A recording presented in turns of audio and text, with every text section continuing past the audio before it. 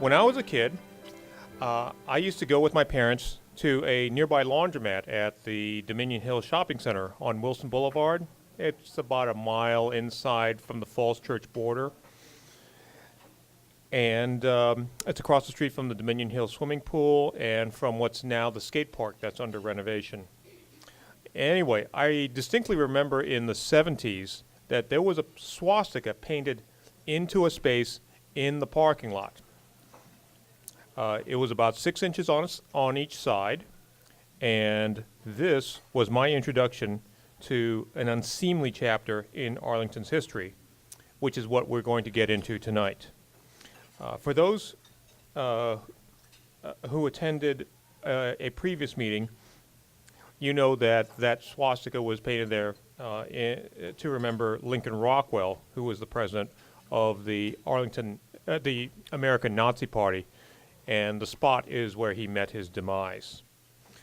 Charlie Clark is our local historian and Falls Church News Press columnist.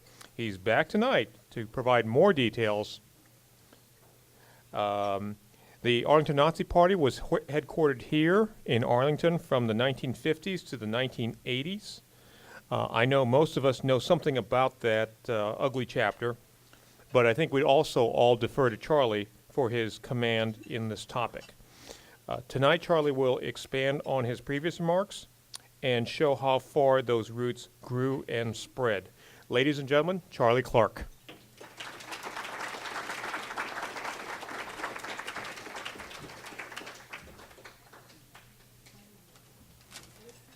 Good evening. So, in August of 2017, 2 weeks after the violence in Charlottesville, I was at the Dominion Hill Shopping Center. I had anticipated that, I had anticipated that on the 50th anniversary of the assassination of George Lincoln Rockwell, that there might be some action at the shopping center. And as it happened, an NBC News crew had asked me to Sherpa them around Arlington to show them where the 5 houses that were occupied by American Nazi Party members from 1958 to 1983. So I had visited the merchants on the shopping center a couple days earlier, particularly the Tom's Barber Shop, which is still there, which figured in the assassination. And so we were out on the road at about 12, and we were in the middle of an interview with the owner of Mario's Pizza, which also played a role in the Nazi drama, when we got this phone call on my cell saying that they're here. So we scrambled back there, and these are the guys that we saw. The picture was taken by a customer at the barber shop, and it was quickly uploaded. We published it in the Falls Church News Press, but it was a local NBC news station. And these guys, some of my friends later said, why don't you try and identify them, see if you can get them in trouble with their bosses, whatever, but that's really not my role. So George Lincoln Rockwell, who was he, why was he here, and how did the Arlington community react to him? That's what I hope to talk about. So Rockwell, he was born in Bloomington, Illinois, to parents who were vaudeville entertainers. It's a very odd story. His father never really got over the fact that his son became a chief American Nazi, and he grew up meeting all sorts of entertainment personalities like Fred Allen and Fanny Brice. He served in World War II as a naval aviator, and he went to Brown University. He went to a prep school in Maine and then Brown University, and he went for a while to the Pratt Art School in Brooklyn, and he served again in the Korean War as a naval aviator. And at some point during his time in the Navy, he met and married an Icelandic woman, and they read Hitler's Mein Kampf, and they got converted, and they had their honeymoon in Berchtesgaden in Bavaria, which is Hitler's retreat. And he came back to the States, and he chose to form the American Nazi Party in 1958. And he got a few financial backers, a scion in Baltimore named Harold Aerosmith, who rented him a home on Williamsburg Boulevard in Arlington. And they set up a printing press, and they started to manufacture hate literature against blacks and Jews. Why did he choose Virginia, Arlington? Well, I think it was because it's close to Washington, D.C., where there could be a lot of publicity, sophisticated media coverage. But the Virginia political climate was a little bit more receptive, I think, because there were pro-segregationists there in Virginia, and Rockwell actually ran for governor of Virginia, got 5,000 votes in 19. So they proceeded to make a regular habit of protesting at movie theaters that showed the movie Exodus, or in front of the White House, or in this case, this is in front of Mario's Pizza. Mario's was owned by the Howard Levine family. They were my neighbors in Arlington, and they were Jewish, and the Nazis couldn't handle that. So this is one of the most famous pictures of Rockwell. This house is 928 North Randolph Street in Ballston, and it's that sign was there throughout my childhood. I remember driving by it many times and was always a little puzzled by it. It became a kind of a blight on the community. I'll get to that in the reaction of the community in a minute. There's Rockwell inside the house.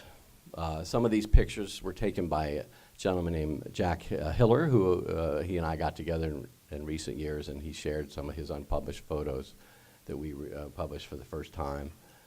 Here's the Nazi crew inside that home at 928 North Randolph. Unprepossessing people, I would say.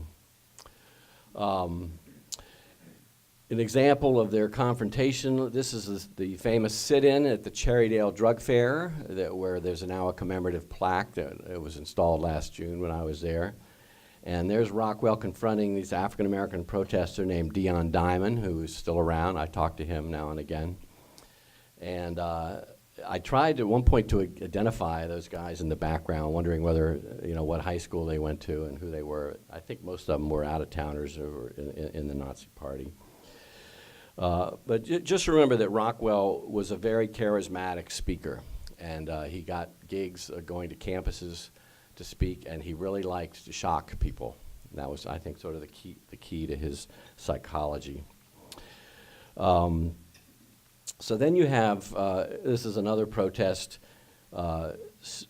Interior Secretary Stuart Udall during the Kennedy administration wanted to integrate the Washington Redskins football team, which was the last holdout NFL team that didn't have a black player under the owner, George Preston Marshall.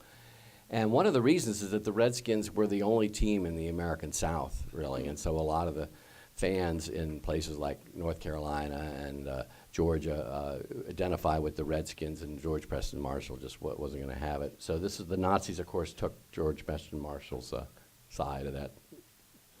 Bobby Mitchell, right, was the first player to integrate the Redskins. So then Rockwell met his demise. He'd become world famous by then. August 25th, 1967, as Damon said, at the Dominion Hill Shopping Center. And 10 years after that was when some of his followers returned to commemorate the assassination, and they're the ones who drew the stenciled swastika that he recalls. And the Nazis, after he was killed, they never really had a charismatic leader who could match him, but they moved, their barracks when he was killed was across the street at what is now the Upton Hill Park. And they moved over to Clarendon Courthouse area in the building that is now the Java Shack. Very fine coffee house. No relation to the Nazis, but. And they proceeded to try and gain continued respectability. They tried to have a white pride celebration day at Yorktown High School, and the in 1971 beginning, and the school board had to decide whether to permit that, and the ACLU, as they often did, took Rockwell's side. They took his side also in the famous burial fiasco. Rockwell, being a military veteran, had rights to be buried in a national cemetery, so they tried to bury him out in Culpeper, and it got to be such a fiasco. There was violence and rioting, so they canceled that plan. The Nazis in 1976 got a permit, and marched in the Arlington's bicentennial parade. So that's another example of the conflicts over respectability. So who resisted the Nazis? That's really what I was hoping to talk about. You had a group of clergy people, Arlington kind of liberal activists, and Jewish people, many of whom had relatives who had perished in the Holocaust. A lot of the people in Arlington were veterans of World War II who had fought against the Nazis. So you can imagine this, how shocking it was just 13, 15 years after the war for them to be confronting this spectacle. And so they had meetings and tried to monitor the Nazis. They lobbied the state legislature. They finally got a resolution condemning him as an enemy. And there was William J. Hasson was the Commonwealth's attorney at the time, and he conducted a house raid of the Nazi house on Williamsburg Boulevard and confiscated some weaponry. It wasn't that much weaponry compared with today's standards, but it was an issue. And then you had the press. The press, the Nazis were publicity hounds. That's another thing you got to remember. So a lot of their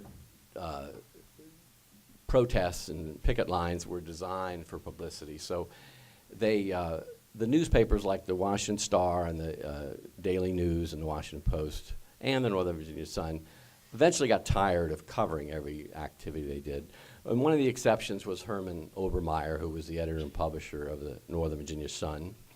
And I got to work with him in the later years before he died about 2 years ago. And we talked a lot about it. He personally corresponded a lot with Rockwell, and he was Jewish himself and had attended the Nuremberg trials back in 1945 when he was in the Army. So he had a very personal stake in it, and he always thought they needed more monitoring and that they should try. He had a theory that they had violated laws. Somebody had an illegitimate child who may have died in their house, and should that be investigated? The Nazis did get nailed for lacking business licenses for their printing business, which is how they earned money. And the IRS eventually confiscated this house that I showed you on Randolph Street for in a failure to pay taxes. So that was the way they could get them. But I think you just have to remember that there still is a First Amendment, and there's limits to what can be cracked down on. And this issue remains. A lot of people in this area even are surprised to learn that the Nazis had such a presence here. But during the 2016 election, the Java Shack owner, and I got to know him, and he told me all this, they got lots of angry calls and emails from this totally false rumor that they were a headquarters of the Nazis in the year 2016. So over the years, I've done a fair amount of reconstructing of this story using clippings and books and interviewing with people. There's a lot of people in Arlington who remember encounters with the Nazis, seeing them at the public library and all that. And maybe when we get a chance at the Q&A, people can share some of those stories. But that's what I have. Thank you.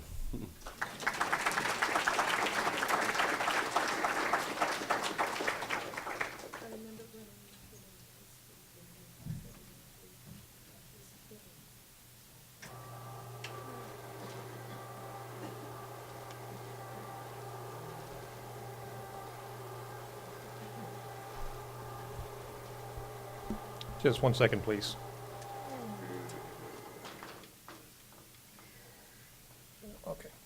Okay, good. By the way, just to add on what Charlie said about the Redskins, I'm pretty sure that the National Football League had its first black player in 1948 or 9 with the Los Angeles Rams. The next to last team integrated in 1952, and the last team integrated, the Redskins, in 1962. So it took 3 to 4 years from the first team to the next to last team, and 10 years from the next to last team to the last team. So much of what Charlie spoke of, what spawned decades ago, just a few miles from here, reemerged in Charlottesville just 18 months ago. Like other movements, it evolved and seeped into our society. For some individuals, very deeply. To provide a perspective on the social dynamics and implications, we are honored to have Dr. Amaka Okechukwu, sociology professor at George Mason University. Her research questions are: how do social movements emerge in relationship to changing ideas and practices in racial justice? And how do identities like race, class, and gender function in the development of social movement collective identity and strategy? Ladies and gentlemen, Professor Amaka Okechukwu.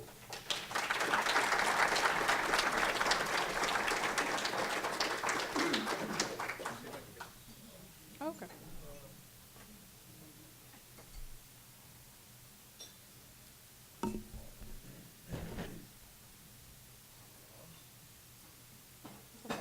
That's okay. Yeah, it's fine.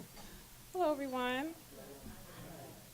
So as mentioned, my name is Amaka Okechukwu. I'm an assistant professor of sociology at George Mason, where I study racial politics, social movements, and urban place. And my forthcoming book, To Fulfill These Rights, Political Struggle Over Affirmative Action and Open Admissions, comes out in August on Columbia University Press. So today, Charlie has offered a historical insight on the origins of the Ku Klux Klan in Arlington. But in my brief remarks here, I plan to offer a framework for us to think about contemporary manifestations of white supremacy. So I organized these remarks according to three themes. So emergence, or uncovering, anxiety, and denial. Or whose are these, right? Emergence, anxiety, and denial. So first, emergence. So one of the most significant ways that the civil rights movement shaped American culture was that it made de jure racism unfashionable, right? Anti-discrimination laws were passed and enforced, and later many rolled back and divorced of enforcement mechanisms. However, culturally, racial tolerance and later diversity became the default path of civil society. I think many Americans assumed that the civil rights movement and subsequent cultural transformations successfully changed the hearts and minds of white people in particular, and it did for many. But rather than an erasure of outright white supremacy, instead it came indoors, right? In private residences and social clubs, in the all-white private schools that emerged in the midst of federally mandated desegregation, in churches, in militia groups. It still resided in many communities. The civil rights movement did not erase outright white supremacy. Dialectics teaches us that it adapted and went underground, in a sense, right? The internet facilitated connection amongst those who were underground, those who kept their beliefs to themselves in their workplaces or at the grocery store or wherever. The internet, in addition to Fox News in particular in the 90s, served as a space to vent, right? A place to promote new kinds of pseudo-political education and indoctrination, a place to make sense of growing personal, social, and economic insecurity and alienation. Here, there were like-minded people. Here, there was a narrative that gave voice to what they felt had been silenced. Here, they cling to esteem, to pride. While a variety of formal and informal political formations have both come out of these digital spaces and have exploited these digital communities for their own personal gain, these digital spaces are important for understanding the very public manifestation of what we see today. We can no longer take for granted that outright white supremacy does not exist or that it solely comes from fringe groups. It has always been here, but it was covered, it was hidden, and the visible elements dismissed. So 2, anxiety.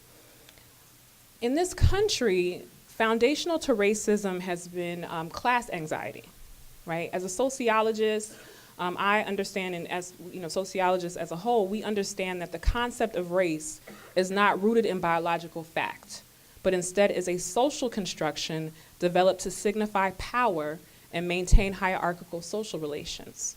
At its core, it's the relationship of power, And this has shaped the historical development of this country as well as the current social reality. As the canonical author Toni Morrison says, quote, "The very serious function of racism is distraction. It keeps you from doing your work. It keeps you explaining over and over again your reason for being." End quote. Racism also does an incredibly effective job at distracting the white poor and the white working class from recognizing their shared class interest with non-whites.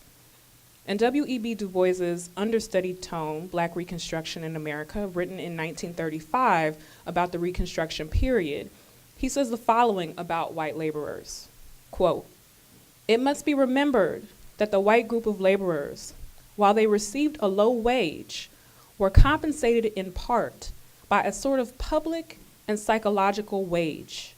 They were given public deference and titles of courtesy because they were white. They were admitted freely with all classes of white people to public functions, public parks, and the best schools. The police were drawn from their ranks, and the courts, dependent upon their votes, treated them with such leniency as to encourage lawlessness. The result of this was that the wages of both classes, meaning the white poor and the black poor, the wages of both classes could be kept low. The whites fearing to be supplanted by Negro labor, the Negroes always being threatened by the substitution of white labor," end quote.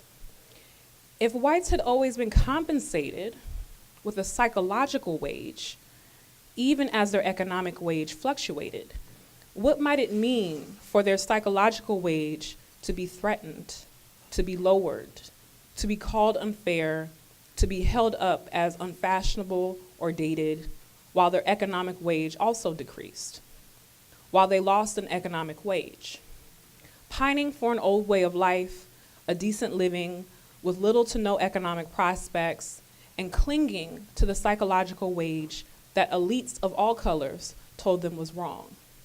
I don't say this as a means of sympathizing, because at the same time that they're losing ground economically, so were black people and so were other ethnic groups. But I mention this as a framework for understanding.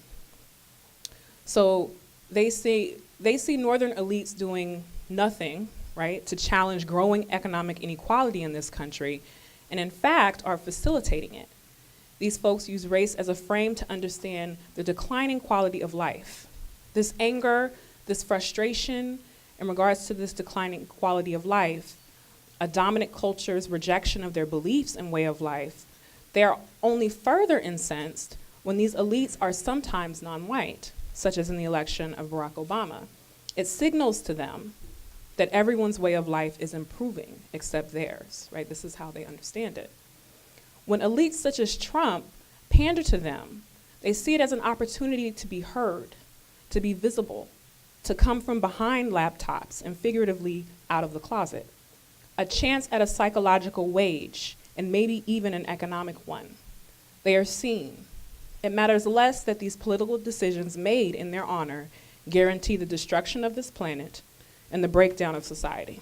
No, nostalgia is comfortable. It affords them a kind of dignity, and this is dangerous and destructive, and this is the social reality. So 3, denial.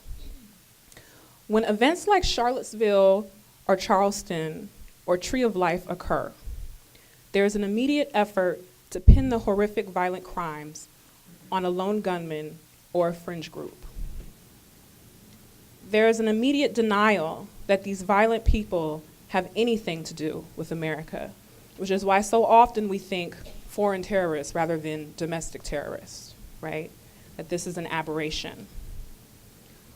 When there are no deaths directly involved in public parades of white supremacy, people say, those people aren't from here. They're not from this community, right? This was said in Charlottesville. They are outsiders.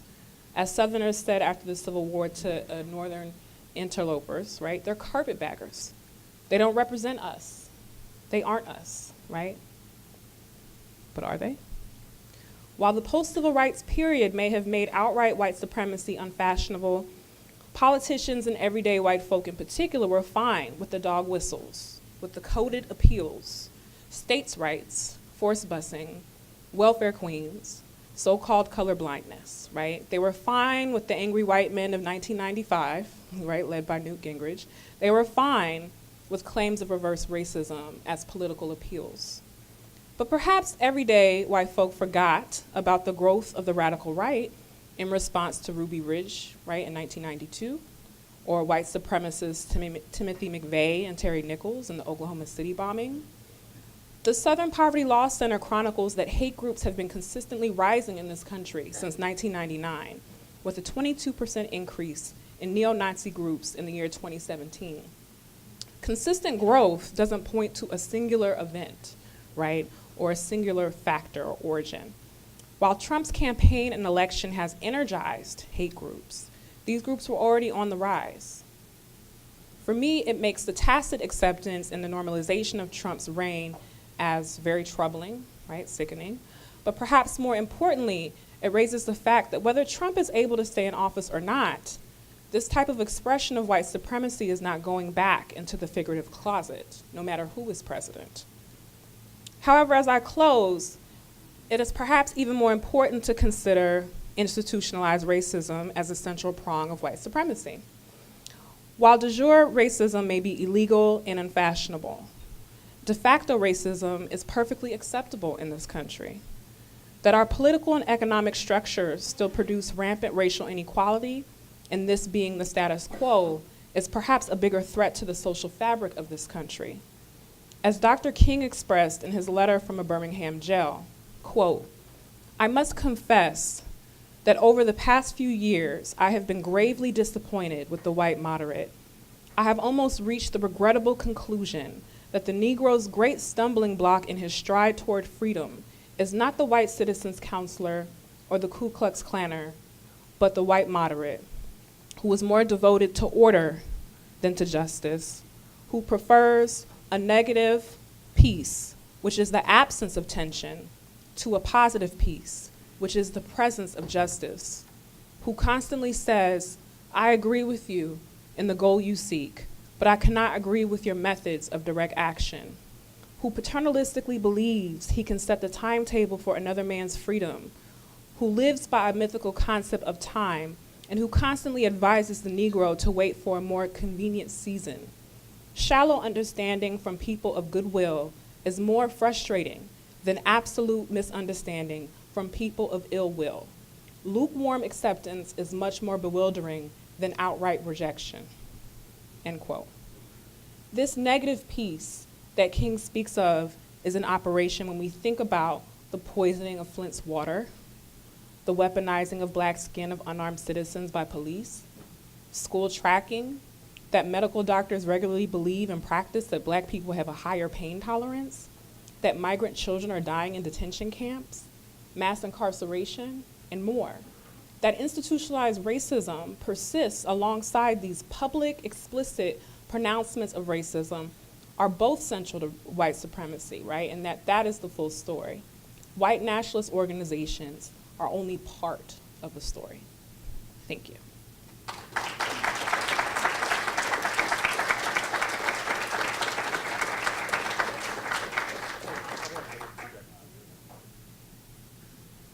Okay. Thank you very much. Please indulge me for a moment. I want to get this projector off.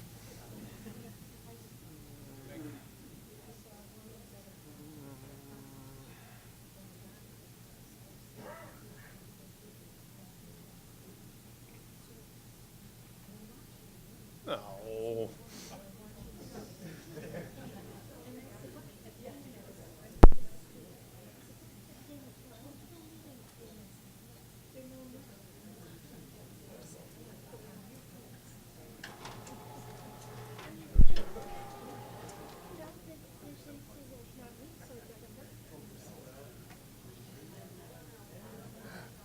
Okay, well, what I'd like to do at this point is to have the speakers come up for a Q&A, but I'm going to have them stand over on this side without a projector in their face, shining in their faces, and we'll give them the handheld microphones. Also, can I get Lynn and who else can I? Okay.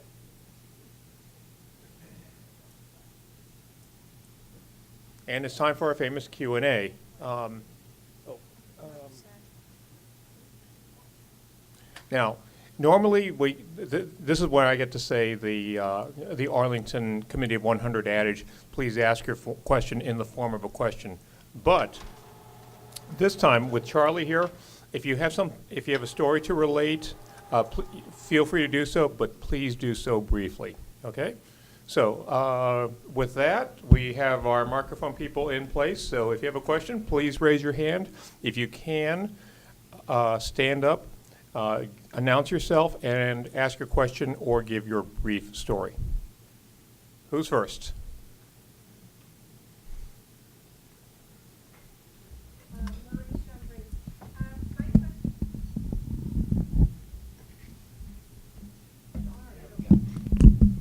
My question is what happened to the Nazi Party before 1958 when it was reconstructed under this guy? Because my dad encountered Nazis in the 1930s in Milwaukee. So we had a vibrant American Nazi Party in the 30s. What happened to that? Yeah, there was American Nazi sympathizers in the 30s.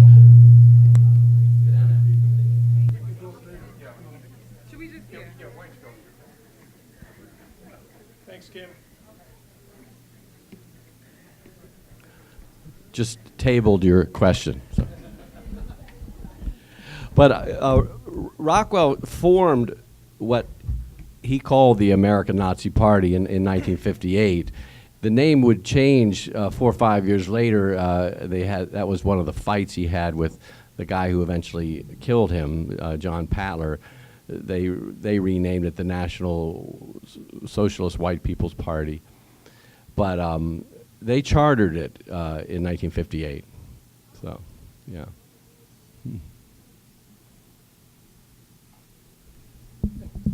Next question. Lynn is one right to your left. All right.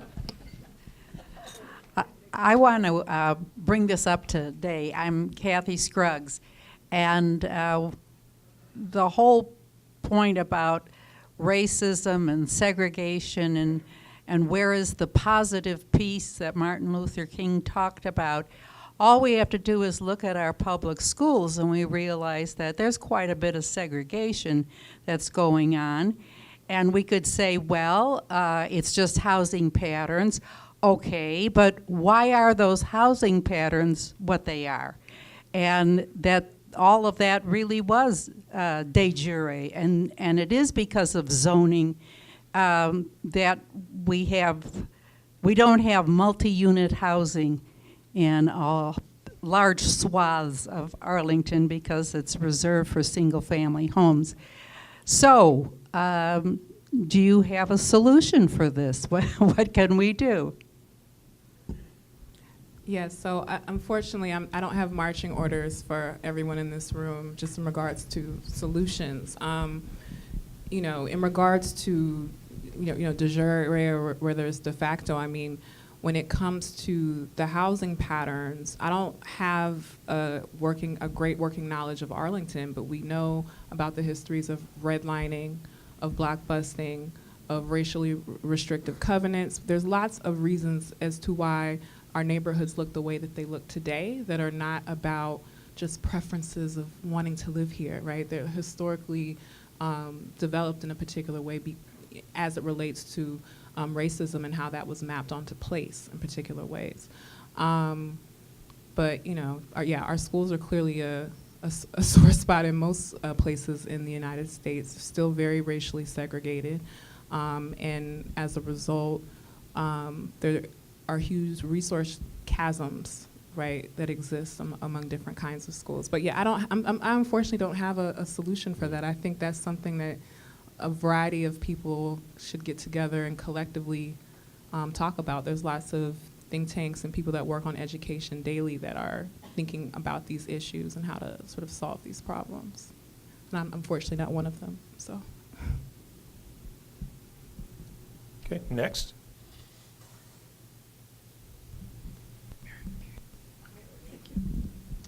So I'm Mary Hines.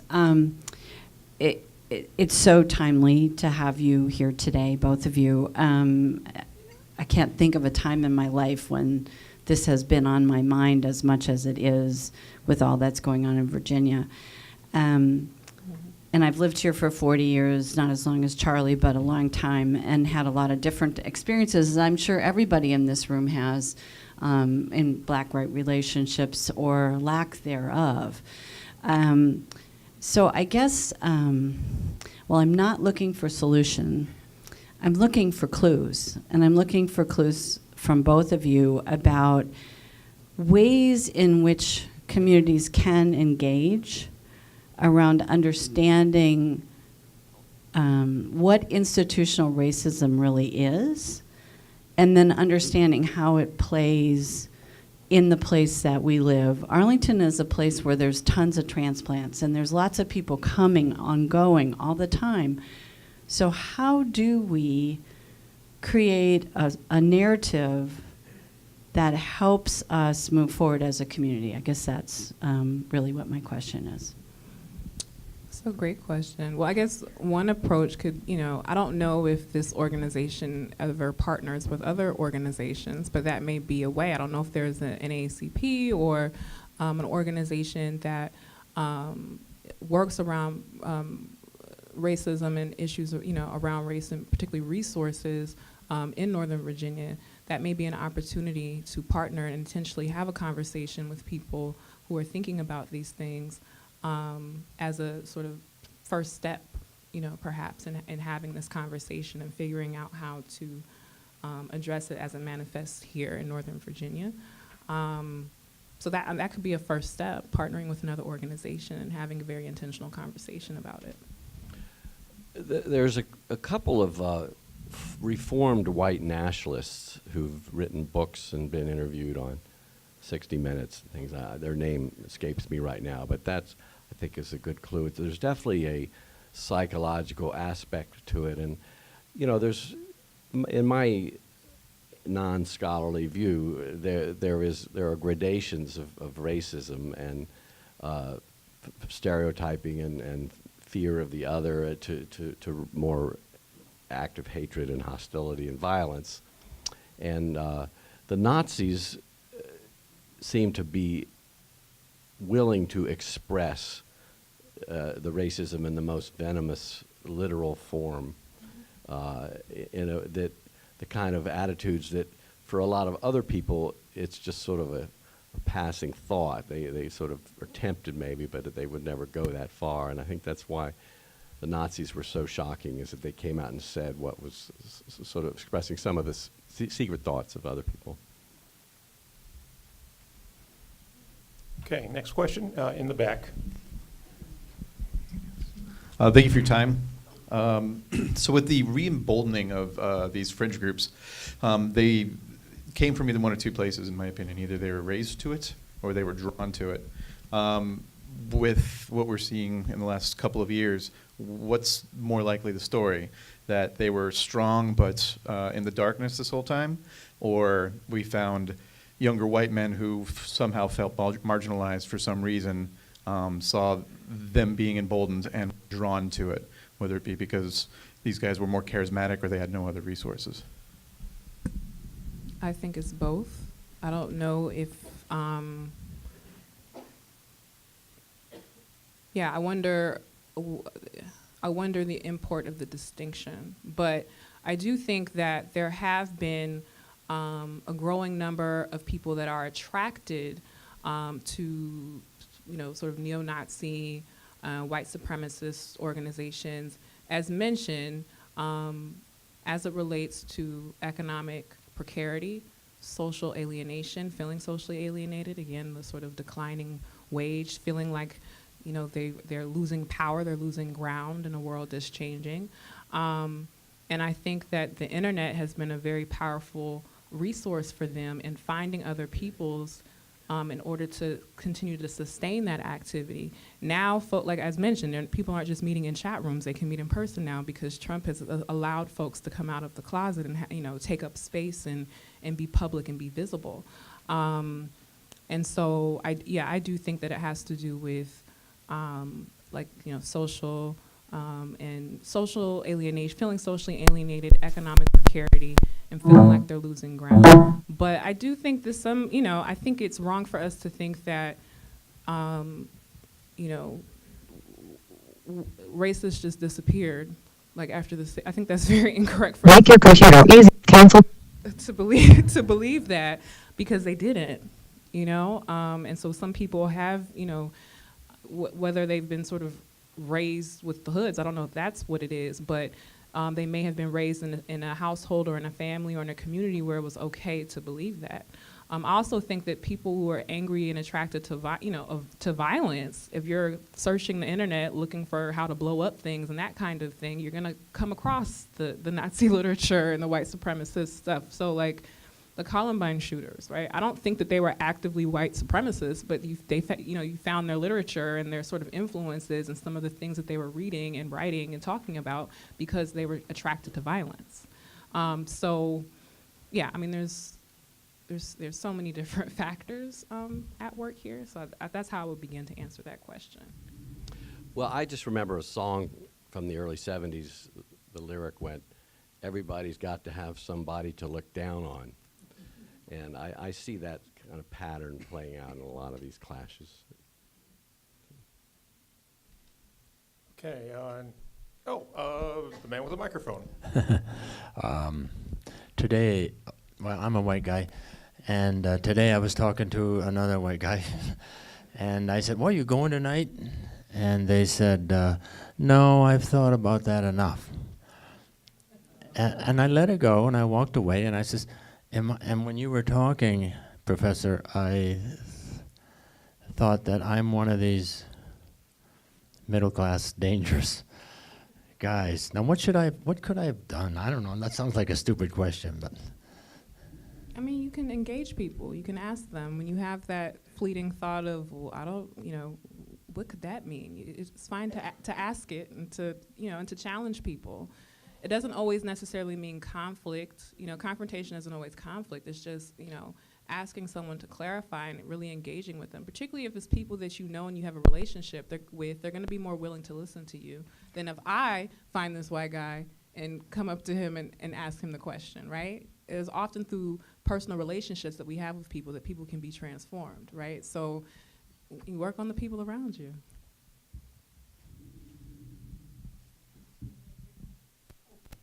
Okay, next question. Okay. I was living here when George Lincoln Rockwell was assassinated. I don't remember it. I don't. Why was he, who was the assassin, Sure. and what was his reason? Yeah, I'm happy to go into all that. I only had 10 minutes, so. One of his followers was a Greek named John Patsopoulos, and he changed his name to Patler so it would sound like Hitler.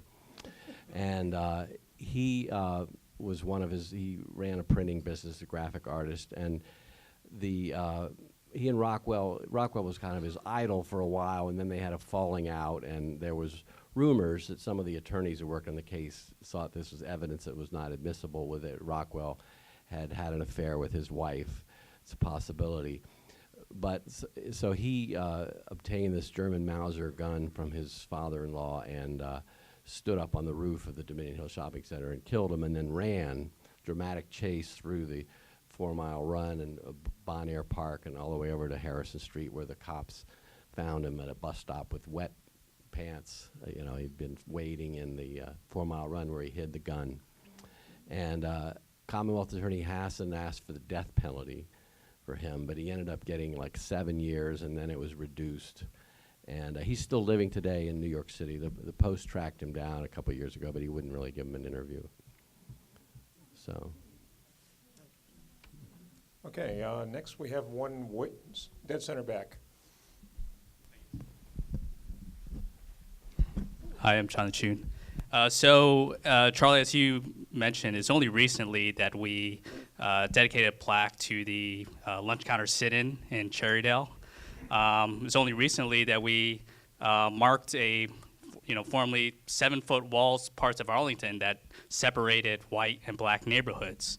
So, what else are we missing? What else are we missing that we can educate people in Arlington now and Arlington in the future in regards to Arlington's own racial injustice pass, be it in our local education or be it in further physical markings to show that this happened here?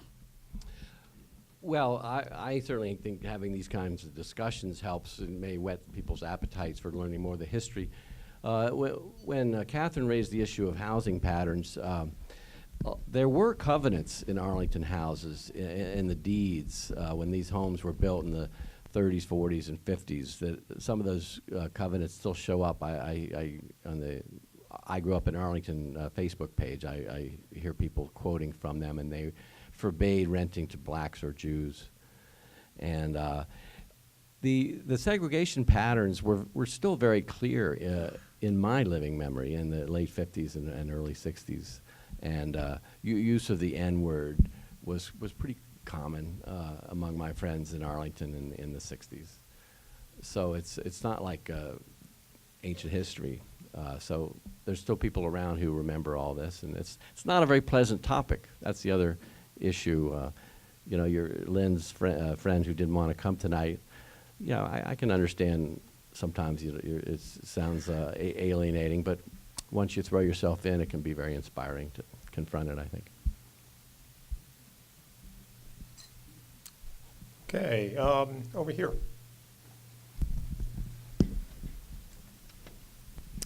I'm Marjorie Hobart, and in response to Chandra's question, I believe the school board, in its efforts, not always welcome, to rename things in Arlington to no longer honor the Confederacy and be more sensitive to all of our community. I think those efforts are important.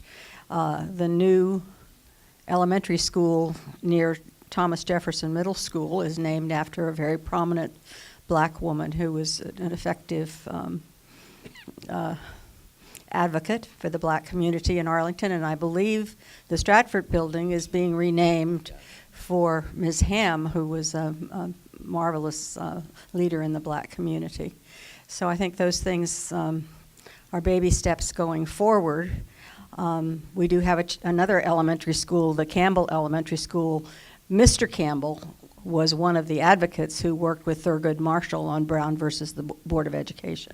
We know Elizabeth from her WETA business, but he was a very important part of having de jure school segregation set aside. Very good. Alice Fleet is the name of that new elementary school, Alice right? Fleet and Dorothy Ham. Yeah. Okay, over here. Hi, Mark Habib. I was something you said, Amaka, which I thought was very interesting, was when you made the allusion to the fact that there was a desire to that part of what promoted the hatred and the racism was a desire to prevent a class movement from forming. In other words, to prevent. And so I was thinking about that after you mentioned it. There's a really wonderful book about the civil rights movement in Birmingham, which is where I grew up, called "Carry Me Home" by Diane McWhorter. And Birmingham was an industrial city. It's a Rust Belt city. It's not a typical Southern city. And one of the things she uncovered is that some of the owners of the steel mills and the factories there, while these were white people who were, country club white people, they'd never be caught dead with a Klansman or that class of white person. They secretly funded the Klan movement because it was in their interest to keep working class blacks and working class whites separated. And that phenomenon, I think, continues, and it may not be driven by capitalist interests anymore. But if you think of, Trump's entire political career is based on fomenting division. That's what it's based on. So I think part of this reconciliation and talking dialogue, part of that process is understanding that, yes, we all know who the kind of outlier crazy, the white nationalists, the extremists are and all that, but there are other forces out there that don't want this to happen. And it's in their political interest or their business interest or whatever to prevent this. So I just thought I'd throw that out because you alluded to that. A lot of people don't talk about that. A lot of people don't talk about how I mean, in the academic community they do, but in the common dialogue, they don't mention that that was a very important part of the whole racist narrative, was making sure that a working class movement did not arise. Right. No, I agree with you. The book that I mentioned that I suggest everyone read, even though it's very long and dense, is Black Reconstruction in America. It's by W.E.B. Du Bois. Most know him, through his activism with the NAACP, but, founding sociologist, I think, American sociologist of the discipline. And it talks about this, right? The sort of, the ways in which, race is used as a way to divide class interests, or divide the working class from banding together to fight for their, a better life. So I highly suggest you read Black Reconstruction in America, and there's lots of texts that can, point to race's role in dividing folks, particularly when it comes to class. Okay, over here. Yeah, hi, my name is Frick Curry, and I first of all want to thank you all for having my wife and I here, even though we're from Falls Church. The professor made note of the appalling rise in hate groups, particularly since 1999, and I couldn't help but think when she was saying that, well, during the same time frame, hasn't there been well-documented the phenomenon of increasing inequality of income disparity, with the now famous 1% of the population accounting for what, 80-90% of all assets of wealth or income. And I just can't help but wonder if, and of course that disparity's become much worse given the Trump tax cuts, which clearly benefit corporations and upper income brackets.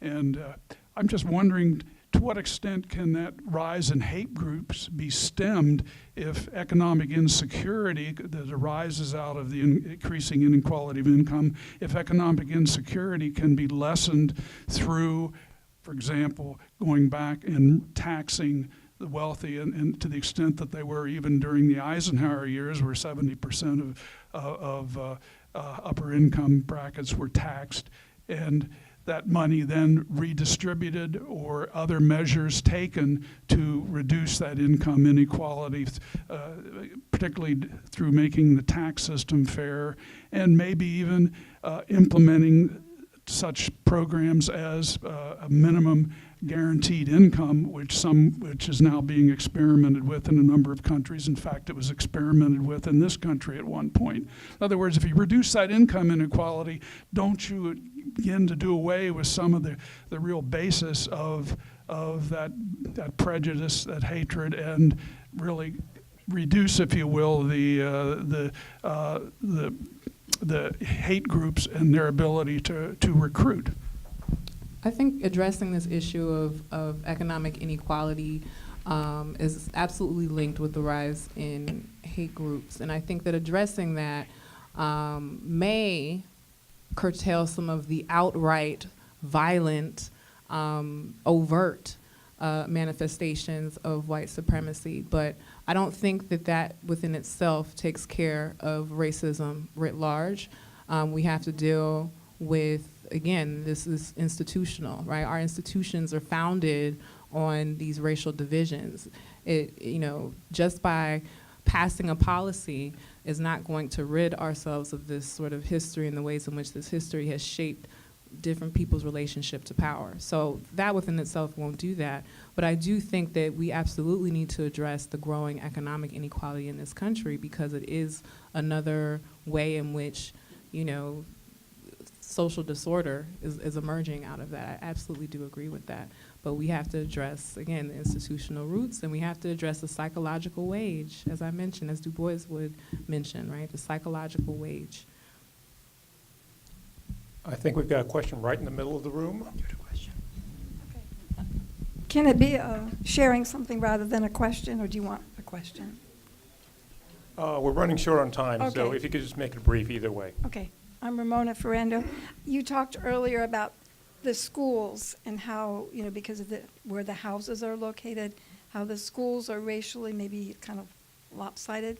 I just wanted to share that you're right that racism is not dead. We have a granddaughter who goes to one of the Arlington County schools. She is mixed race. She has experienced in this school comments like, choose a color because she's not dark enough and she's not light enough. She's in the middle. Or her hair, sometimes it's like out like this. You know, she has really gorgeous hair, but a beautiful afro sometimes, and sometimes it's in a ponytail.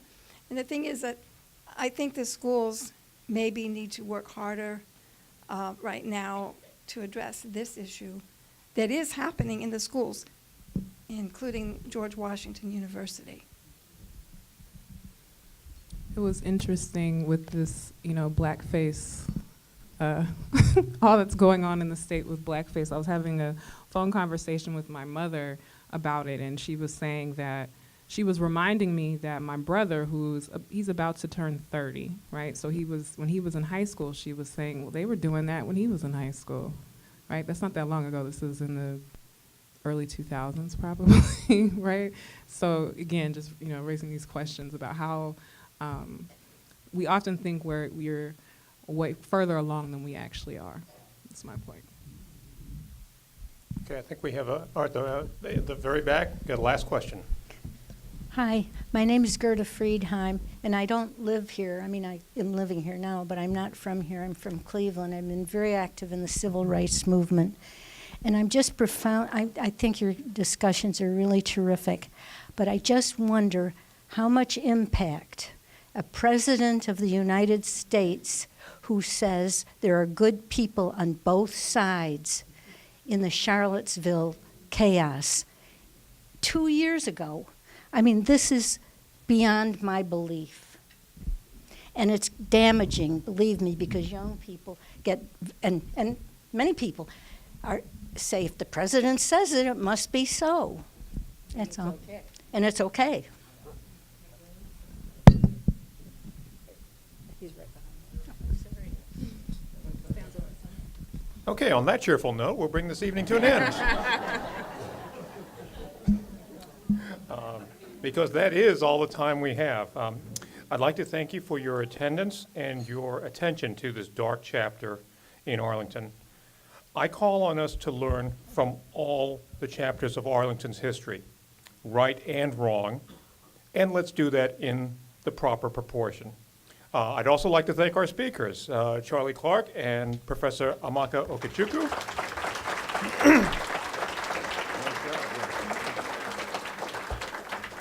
It goes without saying that you've given us a lot to think about, and it's been a very enlightening evening for all of us. We hope that you will join us next month for a debate on whether the county board members should be paid full-time. This will be taken up by Libby Garvey and John Weisstadt. You can make your reservations at our website, arlingtoncommittee100.org. I'd also like to thank the program committee for putting tonight's program together. Thank you to Brian Marquin, and thank you to the board members. Thank you to Anita, Marjorie, and Jeannie for working at the front desk, and of course for George Hobart for selling us the drink tickets.